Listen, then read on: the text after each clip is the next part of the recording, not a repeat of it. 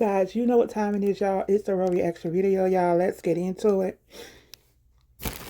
Y'all, okay. Okay, let me cut this off. Everybody's wondering how I came up with who the impaler is. But first, we know this is the week um that somebody bites the bullet, y'all. Okay, so it should be tomorrow. Um that the person leads or persons, because now I'm predicting two people after reading these spoilers, and I read these spoilers over and over again. Y'all get this weird thought process from my mother, so bear with me. Um, Again, we're talking about Beyond the Gates, who will bite the bullet, and y'all, I made this far. Excuse me, on yesterday. Um, I had meant to do it over the weekend. I had a lot going on, but I saw everybody floating around Derek's name, and I was just like, why is we floating Derek's name around? But I was like, okay. After seeing the preview, I was like, okay, yeah, it kind of makes sense, because if he's stopping Grayson, will he follow Grayson because he's suspicious of Grayson? So after viewing yesterday's episode, we saw um, him trying to stop Grayson from leaving the clinic, and Grayson went ahead and told him, look, I'm undercover with the police. If I don't get out of here, my life is in danger, and so maybe Ashley's. And it took Derek by surprise, but Derek did move out of the way and let him go. But Derek was right behind him. And I don't know why. And I do know why, but Derek, and then I saw him yesterday when he went to meet with Leah.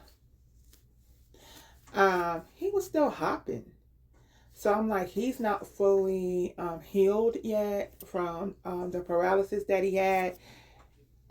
Derek should have just went ahead and called the police and told the police what he saw and left it there. I don't think he should have gotten involved.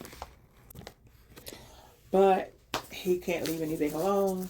And he just really wants to prove to Ashley that Grayson is no good. And so he went behind Grayson. All right, because he's like, I knew you were dirty. Da da da da da. And Grayson wasn't really dirty. Grayson was a good person, caught up in the wrong thing. All right, so then we suspect Grayson bites the bullet. Grayson is so scared, afraid, that he had all his stuff written up, even went and got power of attorney made for Ashley. And so Ashley can take care of his mother and his finances for his mother. This guy truly loves his mother. And everybody was questioning Grayson and the mom angle. And I told y'all, I said, y'all, he's acting like a sincere son. And I really believed his story about the mother. Nobody wanted to believe the story. Maybe y'all believe it now. Um, he made provisions for his mother. He's like, I just want to know my mom to take care of. Would you please watch out for my mom? And I told my niece last week, I said, I believe Grayson is going to make it. I believe that him and Ashley will get together after all the dust settles, after this mess right here. 3, we have Smitty. And the thing with Smitty, a lot of people say, well, Smitty's not there. Smitty's at the cotillion. But people caught glimpses of Elon's car. And in the back seat of Elon's car is Randy. And we all know that Joey assigned Randy to follow Smitty. So if Randy is there, I believe Smitty is there. I believe Smitty snuck out of the cotillion and went to the warehouse because he knew it was big and it was going down. He was in between being there for Samantha and being there for what was going down with Jacob. And then we have Jacob. And I do believe Jacob will be the one to bite the bullet. And I believe he was gone since he started. Jacob did not handle this investigation right at all. Not at all. Um, I was afraid he had put his wife in danger because he went back to the house. Even his dad was like, man, he should have never did that. Um, Jacob, he was kept meeting them at Orphy Jeans. You don't know who's following you. And he said he took, the correct protocol. And then his dad was like, you're going to have to stop meeting us. You're going to have to figure out another way to get us the information. So he stopped with the Orphy Jeans. He kind of stayed in the alley and he stayed at the hotel. But then he started sneaking Naomi in the hotel. And I'm like, yo, bro, you need to stop because you're shining a light on Naomi. People's like, where are you getting this from? Why? I'm like, y'all, the clues was laid out in front of us. Naomi had that dream. Naomi dreamed that Jacob was gone. And it was a real. And I believed it. And um, when you watch the dream sequence, it was really real. Sometimes you can see it before it happens. And I do think they were preparing us and they prepared Naomi for what could happen, right? And her mother was there. And as we see in the preview, well, in the spoilers, they said that Andre and Danny comfort a loved one. And I do believe it's Naomi. I believe that Nicole goes over to help Ashley.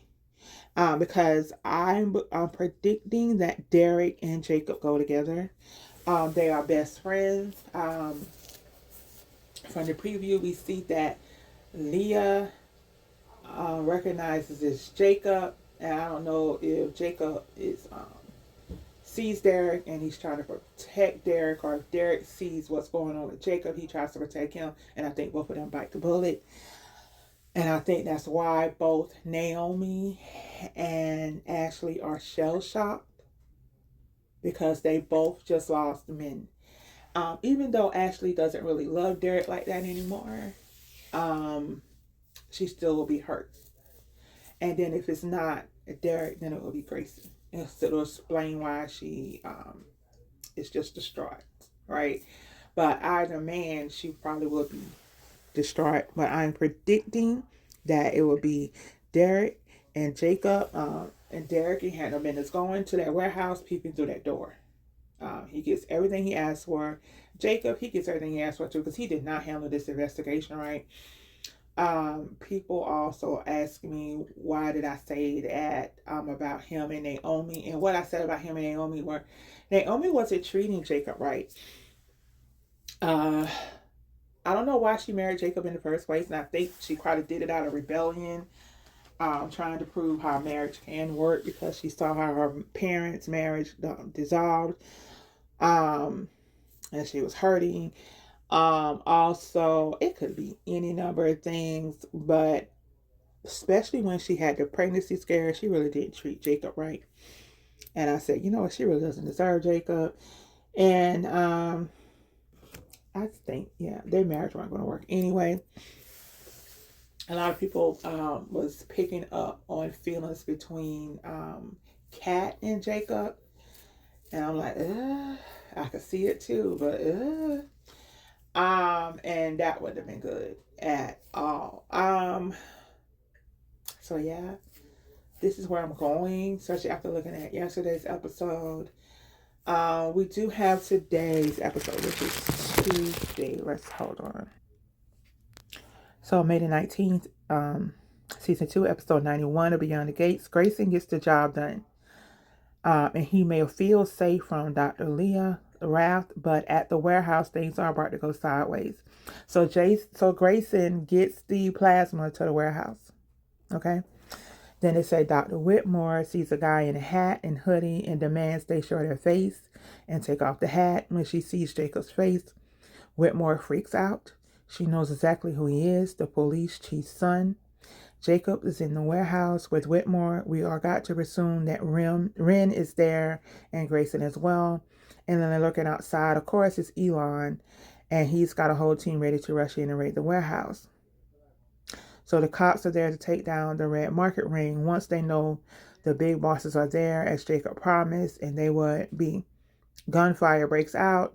Elon yells out, "Shots fired." The cops all rush in, but somebody is shot. Maybe more than one person, but definitely one front burner character takes a bullet. And yeah, I believe it is Jacob, and the other one is Derek, because everybody's saying Derek was taken off contract, and Derek is no longer on the intro. And I believe those two are the ones that, that gets it. So they're saying this happens today. So, yikes. Because this is from the soap opera website where they already saw what happened, and they're like, man, we can't even spill it, but it's going to be good. It is going to be good. And we've been waiting on this type of action for Beyond the Gates because it has been too long and things have been going too slow, and we needed this okay, y'all. But yeah, I'm going to stick with my guns on this. But also they had questions about something else. Hold on. So I posted this last week and I said Joey is not the Impaler.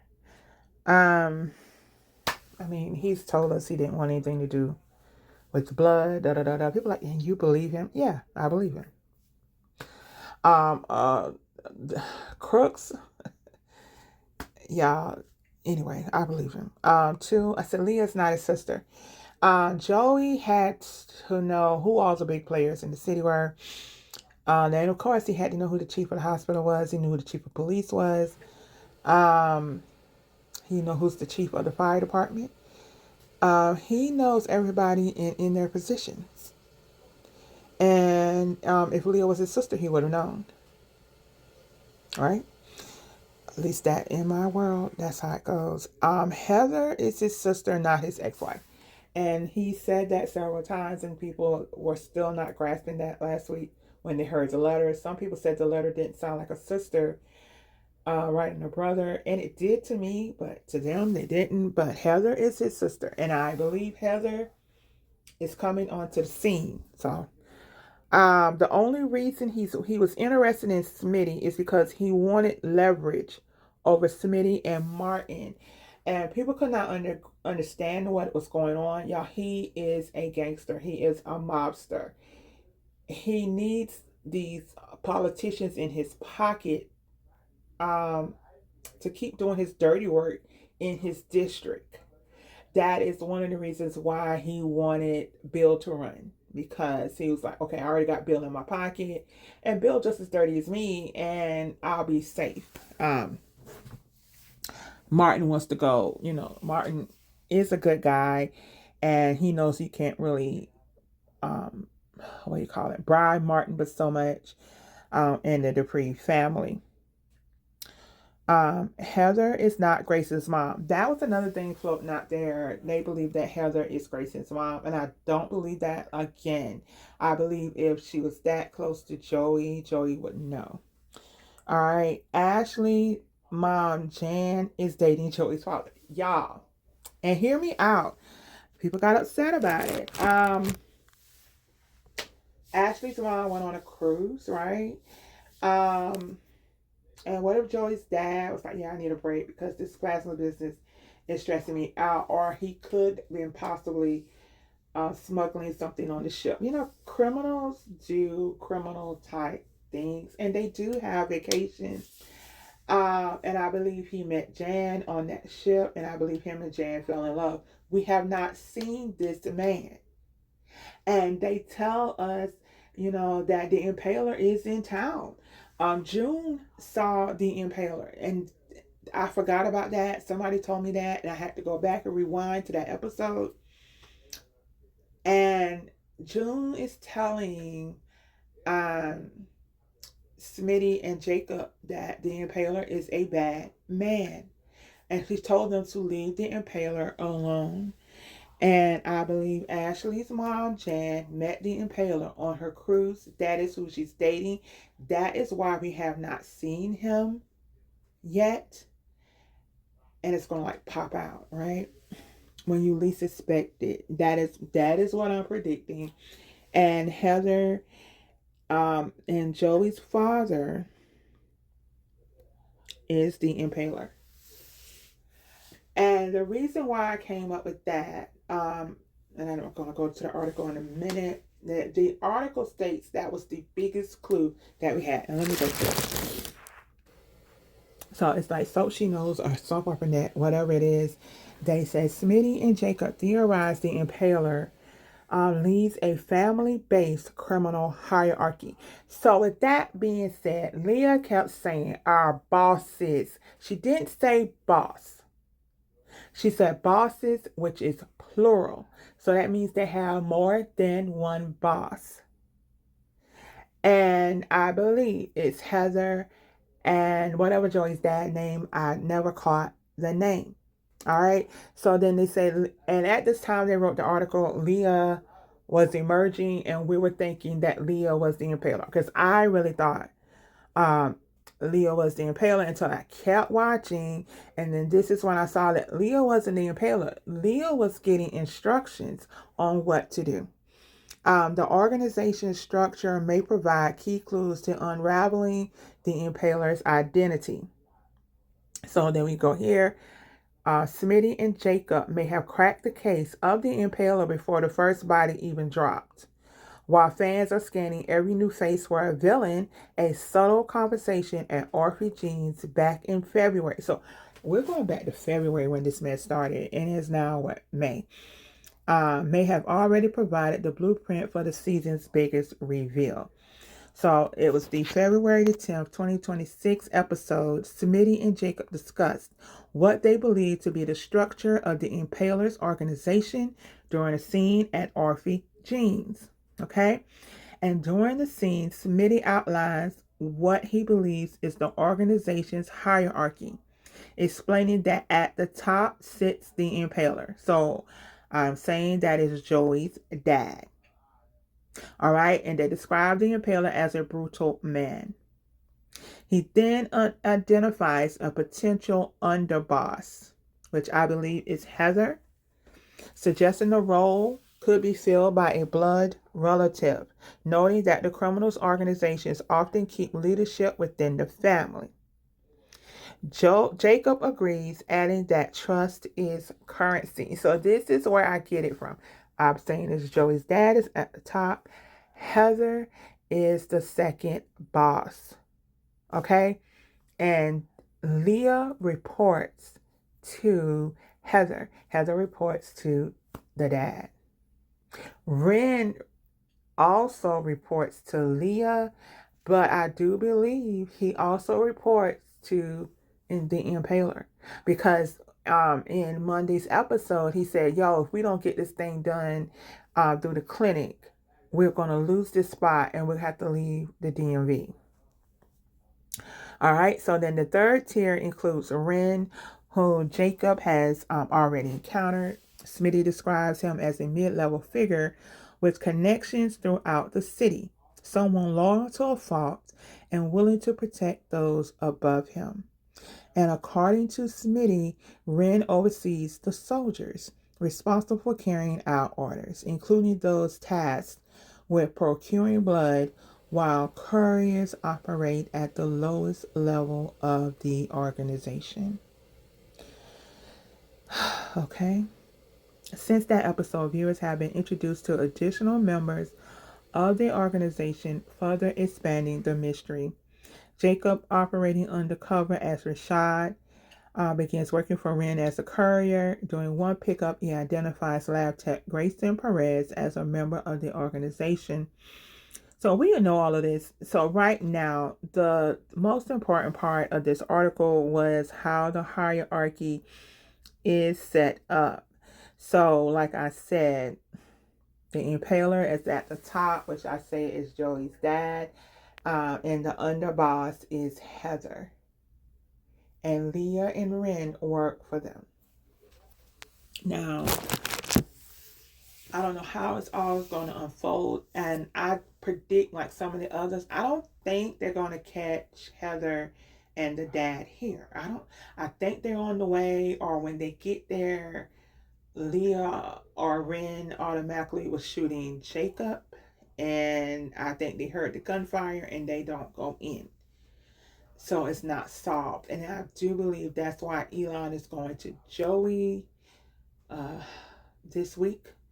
Um, and like I said in the preview, we see that Randy is in the car. It is a mess. It is a utter mess. And this video is already 20 minutes long, but I had to do it this way because people are not understanding. And I keep telling y'all to pay attention to the dialogue. There's clues dropped in the dialogue, and also in the scenes there are clues dropped. But you know, everybody sees things differently. Like I said, I missed when June said the Impaler is a man and he's a bad man. I missed the hierarchy, and I kind of do remember the hierarchy sequence. And then I kind of just pushed it in the back of my mind because I wasn't thinking about it anymore. But after going back, I'm like, okay, if we're really going off this hierarchy, then it works in that manner. Until the next video, y'all, because I need a whole bottle of water after talking about this. Y'all, peace.